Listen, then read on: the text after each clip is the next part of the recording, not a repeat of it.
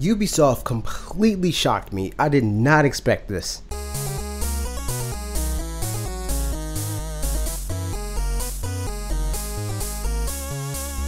I fully expected to be bored out of my mind during the Ubisoft E3 conference this year. Kind of like I was during Bethesda's conference, hence the lack of video. I mean, we already saw a good amount of their lineup leak onto the internet, so I was expecting to be annoyed by how long they were going to go on and on about games I already knew about. But they didn't really do much of that. The first surprise was them talking about Mario Rabbids Kingdom Battle.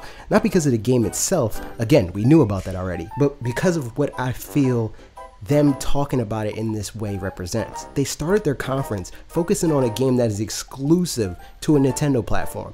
For a third party, a Western third party at that is a huge deal. Now, I'm not really into RPGs, and I'm definitely not super into tactical RPGs, so this game isn't exactly my cup of tea, but I'm all for third parties making a real effort to support Nintendo with games that are made with passion, games that I think have a chance to capture a good amount of the Nintendo audience.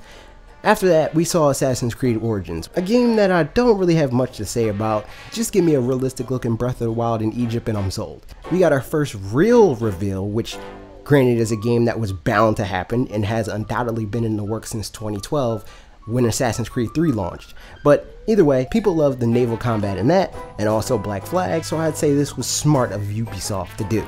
After that, we saw The Crew 2, which like, whatever. Then Just Dance, which like, whatever. Also, there was a new IP in there somewhere, didn't really catch my attention, but it's worth mentioning anyway, because maybe it'll catch some of yours. Until finally, we got another game announcement that's making its way to Nintendo Switch, with the caveat being that it looks like a recipe for disaster. Who would have thought any sane company would make a Toys to Life No Man's Sky game? Again, I'm all for a third party succeeding on Switch, but I don't think this game is gonna do it. Far Cry 5 was talked about some more. I think that game will be interesting. The setting is cool, so that worked for me.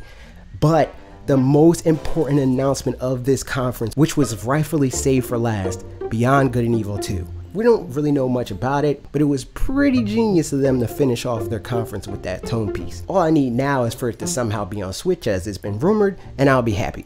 Given that this was just a tone piece, I wouldn't be surprised. It looked really good, but it probably won't look like that in the actual game, especially if it is on Switch. And that's the conference. I say it deserves a pretty good grade. How about a B+? Maybe an A-? But what do you think? Did you enjoy the UB presser? Anything you're excited for? Let me know in the comments. And don't forget to subscribe, ring the bell to be notified when the other E3 videos go up. Okay, that's it for me. See you tomorrow, or probably late tonight for Sony's presser. I don't know. Goodbye.